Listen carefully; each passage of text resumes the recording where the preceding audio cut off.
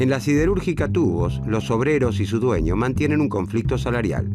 Jorge, en representación de los obreros, reclama un aumento de salarios y para eso expone su razonamiento ante Luis, el dueño de Tubos. Jorge razona basándose en la obra de Karl Marx. Afirma que cada metro de caño vendido por la empresa es el producto de horas y horas de trabajo, su trabajo y el de sus compañeros. Sin embargo, solo una parte de la facturación mensual de la empresa se destina al pago de salarios. Además del costo de los insumos y la infraestructura, un enorme porcentaje es disfrutado por Luis como ganancia. Jorge afirma que las ganancias de Luis son producto de la explotación del trabajo y que en un orden social más justo, el total de los ingresos de la empresa deberían corresponderle a él y a sus compañeros. Luis, el dueño de Tubos, no está de acuerdo con el análisis de Jorge y le dice que el razonamiento de Marx ha quedado obsoleto, que existe una teoría superadora de los clásicos y de las críticas de Marx, el pensamiento marginalista. Pero, ¿quiénes son los marginalistas y cuáles son sus grandes aportes al pensamiento económico?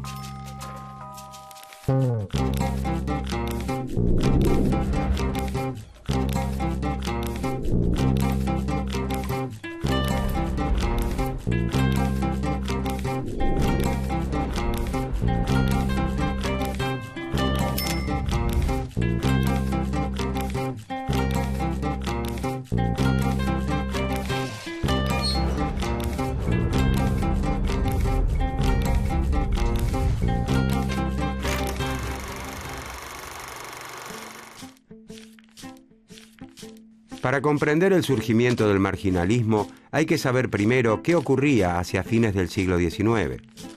Estamos en la llamada Segunda Revolución Industrial, un salto tecnológico y productivo que se manifiesta en el notable avance de los transportes a través de la navegación a vapor y el desarrollo de los ferrocarriles, en la aplicación de la química a los procesos industriales y en la aparición de la electricidad.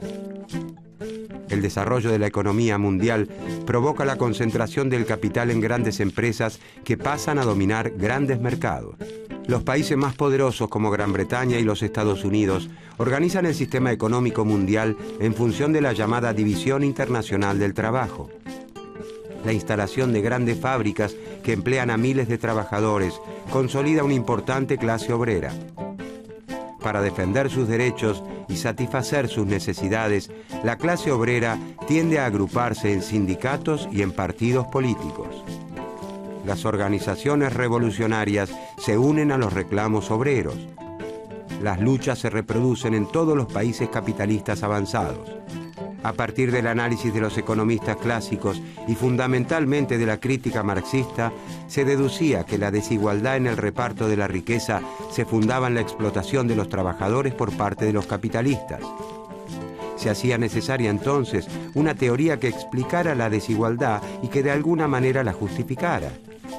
Como respuesta a esta revolución teórica del marxismo y del pensamiento socialista en general, nace en los centros académicos de Europa una nueva corriente de pensamiento económico cuya influencia se extiende hasta nuestros días, la escuela marginalista.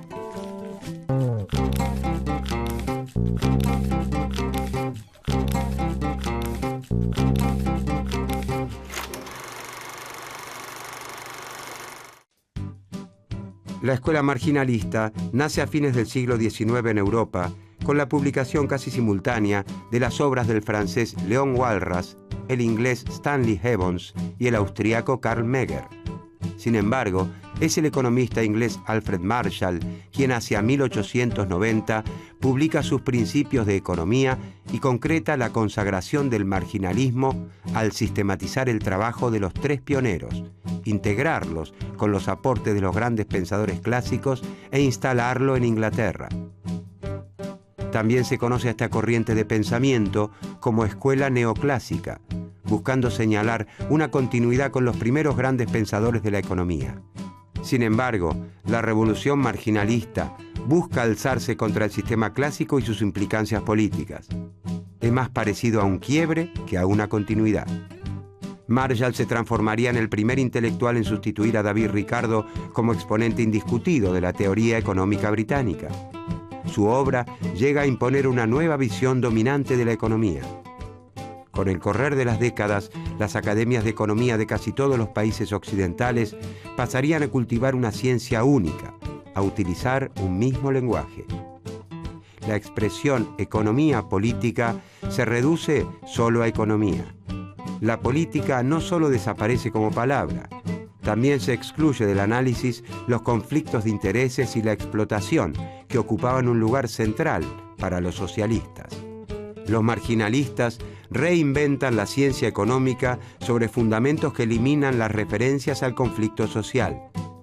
Precisamente, el recrudecimiento de los conflictos en las calles y en las fábricas hace que los ambientes académicos, políticos y culturales se muestren especialmente receptivos a abrazar una nueva teoría en la que no existen oposición de intereses entre capitalistas y trabajadores, sino que rige la armonía social.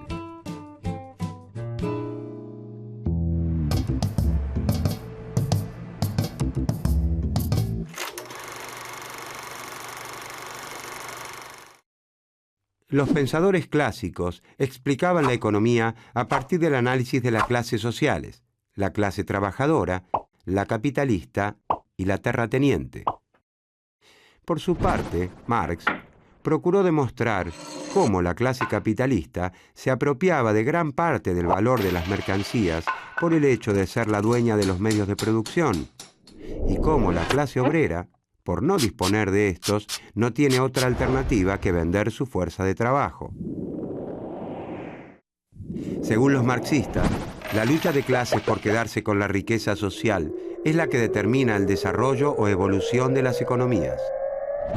Tanto los clásicos como los marxistas entienden la economía política como una ciencia social que se dedica al estudio de las relaciones sociales que establecen los hombres y mujeres al producir y distribuir los bienes y servicios que necesitan para vivir. El análisis marginalista, en cambio, deja de lado a los grupos sociales y se centra en los individuos. Para los marginalistas, la sociedad es como un conjunto integrado por átomos sociales. Los grupos sociales se forman simplemente por la suma de individuos y empresas independientes los unos de los otros. No existe la clase obrera como tal. La oferta de trabajo es la que realiza cada trabajador individualmente. Los procesos económicos se explican a través de los mecanismos psicológicos de esos sujetos que los marginalistas llamarán también agentes económicos. Para los marginalistas, sin importar en qué momento de la historia nos encontremos y bajo qué sistema económico, el sujeto siempre tiene diversas necesidades a satisfacer, pero dispone de recursos insuficientes para hacerlo. El problema central de la economía es entonces cómo maximizar el placer, cómo satisfacer al máximo nuestras necesidades con el mínimo esfuerzo. Para ilustrar la concepción neoclásica del sujeto y su papel en la economía, se difundió el término Homo economicus. El Homo economicus es un individuo que siempre elige de la manera más óptima posible y guiado por su interés personal qué necesidades satisfacer de acuerdo a los recursos de que dispone. Como el ser humano siempre se ha enfrentado al problema de las necesidades ilimitadas y los recursos escasos, entonces la ciencia económica, dicen los marginalistas, podría formular leyes universales. Leyes que se cumplan en todo tiempo y lugar, como la ley de la gravedad. Al equiparar a la ciencia económica con las ciencias naturales, ya no se las podía juzgar ni atribuirles elementos éticos o apreciaciones subjetivas. Las leyes económicas pasarían a ser absolutas y objetivas, como las leyes de la naturaleza.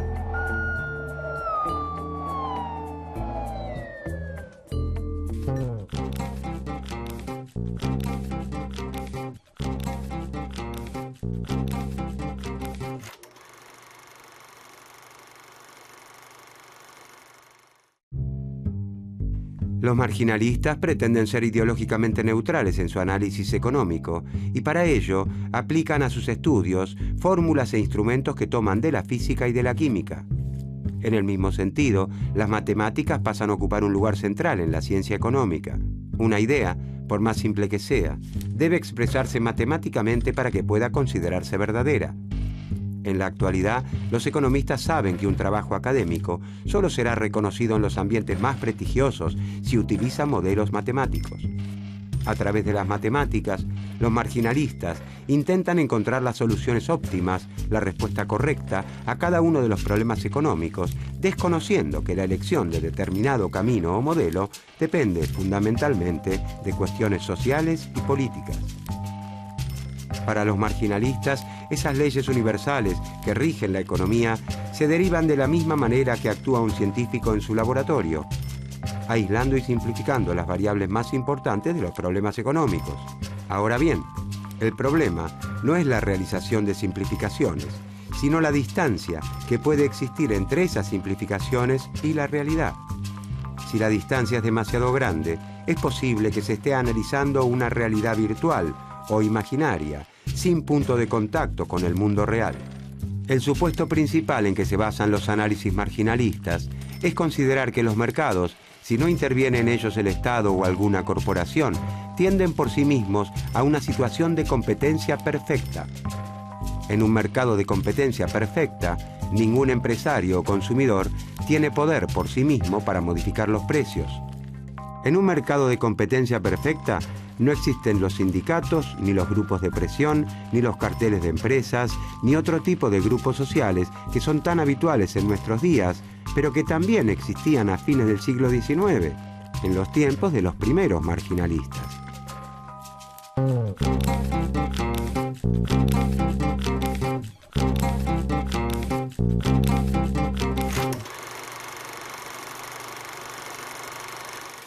Para el análisis clásico, el valor de las mercancías se determina en virtud de lo que ocurre en el ámbito de la producción, ya sea en el costo de producción, como afirmaba Smith, o en el trabajo invertido en las mercancías, según Ricardo. Entonces, para los economistas clásicos, las mercancías llegan al mercado con un valor objetivo dado por sus condiciones de producción. Los marginalistas desarrollan una teoría opuesta, la teoría subjetiva del valor. Subjetiva significa que el valor se determina en el momento del intercambio, de la compra-venta, de acuerdo a las circunstancias del momento. El valor surge entonces del juicio del consumidor acerca de la utilidad de los bienes. Para los marginalistas, en las mercancías no hay nada objetivo que determine su precio. De esta manera, dejan de lado la discusión acerca de la explotación del trabajo humano.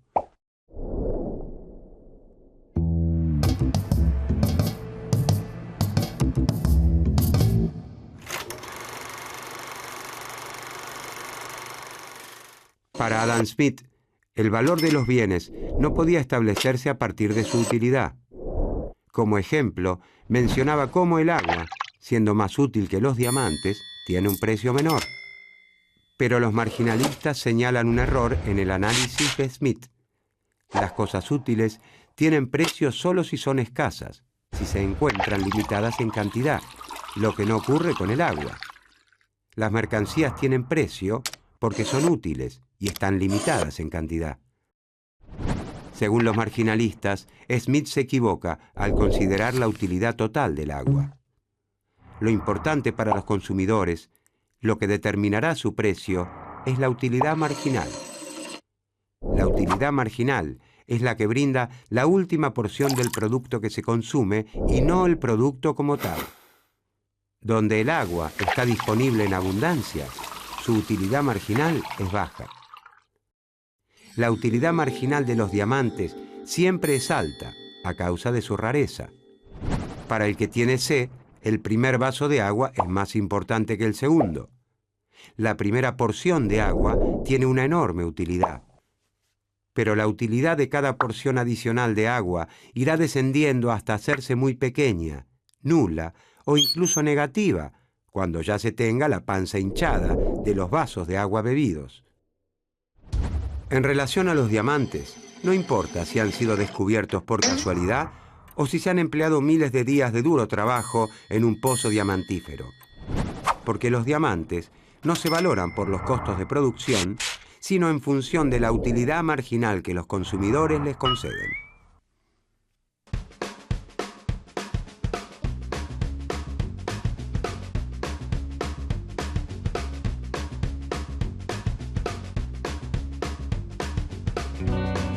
Luis, el dueño de la siderúrgica Tubos, se muestra en desacuerdo con el argumento de Jorge, que justifica su reclamo salarial de acuerdo al análisis marxista de la explotación, la plusvalía y la lucha de clases. Luis, que adhiere al análisis marginalista, en primer lugar no reconoce la lucha de clases, porque las clases sociales no ocupan ningún lugar en economía y se debe considerar a todos los hombres como iguales ante la ley de la oferta y la demanda. Para Luis, el trabajo, la tierra y el capital se venden en el mercado al igual que cualquier otro bien. Él los llama factores de producción. No cree que alguno de ellos sea particularmente poderoso y considera que sus precios, es decir, los salarios, las rentas y las ganancias, surgen de la oferta y demanda que exista de ellos en cada momento. Es el mercado el que determina cuánto debe ganar cada uno de acuerdo a lo que cada uno aporta a la producción. En el caso de los caños, fue el mercado el que determinó qué salario debía pagar su empresa por cada unidad producida. Luis afirma que estará dispuesto a incrementar el salario de Jorge y sus compañeros si incrementan la productividad de su trabajo. Y como en el mercado todos participan en un pie de igualdad, afirma Luis, lo justo sería que él pudiera discutir el problema salarial con cada trabajador por separado. ¿Habrá convencido Luis, el dueño de la siderúrgica Tubos, a Jorge con sus explicaciones? ¿Qué más tiene para aportar la escuela marginalista sobre la distribución del ingreso?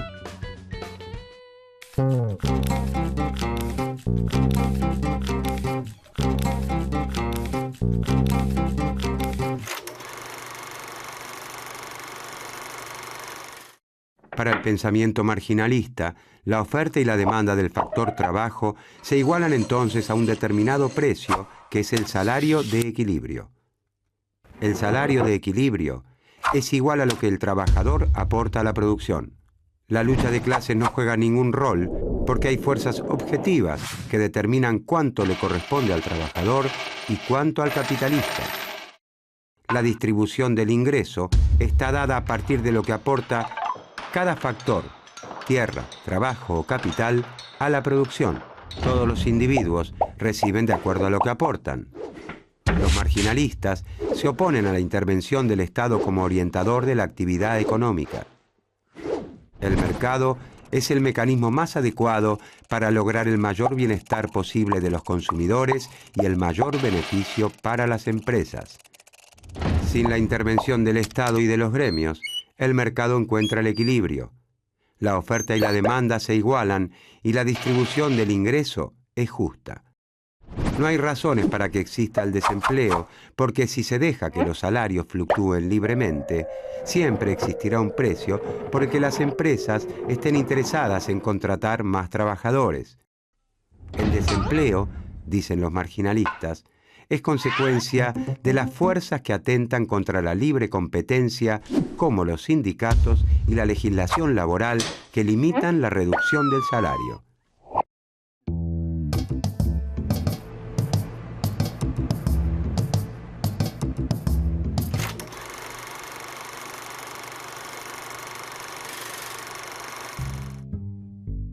Los primeros autores marginalistas han tenido una influencia decisiva en la formación de la teoría económica moderna.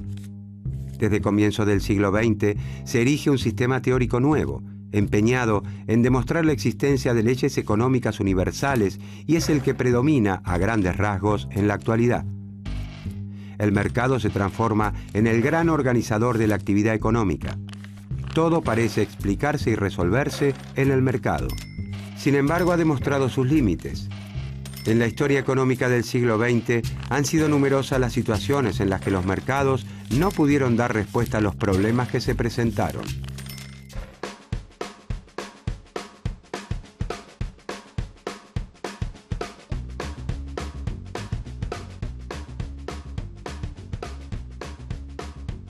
Jorge se reúne con sus compañeros y les expone los argumentos de su jefe. Según Luis, el mercado estableció sus salarios y está en cada uno de ellos evaluar cuánto valoran el ocio y cuánto el salario para definir su futuro. Todos consideran que el análisis es poco realista, ya que ni ellos ni casi ningún trabajador en el mundo puede elegir cuántas horas trabaja al día. Eso depende de las disposiciones del empleador, no de los deseos del trabajador. Tras debatir una vez más los pasos a seguir, deciden que a ellos les corresponde organizarse para tomar una medida de fuerza y hacer valer sus reclamos.